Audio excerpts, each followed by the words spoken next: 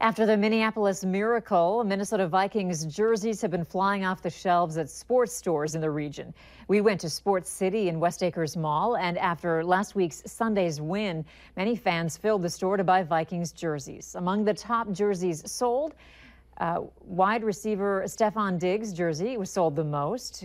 Gordy says that if the Vikings win the NFC Championship game, Vikings jersey sales will continue to increase.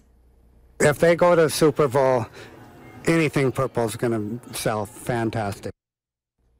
We also spoke to officials at Shields who say they also saw an uptick in Vikings jersey sales after Sunday's game, and that the matchup between the Vikings and the Eagles is great for the market. Speaking of the Vikings, a superfan made a replica of U.S. Bank Stadium out of thousands of toothpicks. It took Greg Kelly 7 months to build the replica.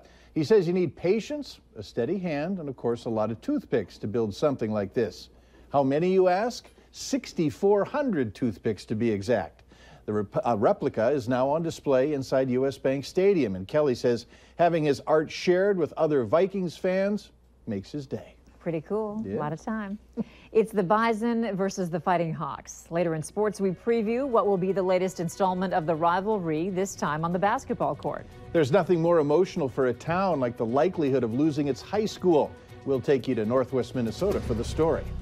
And who would have thought temperatures near zero would feel so mild? We learn a little bit about the weather every day and had a chance to talk about the weather today with a group in Fort Ransom. Students there talked weather, tornadoes, wind, and let's talk about a warm-up, shall we? Of the details on that right after this message.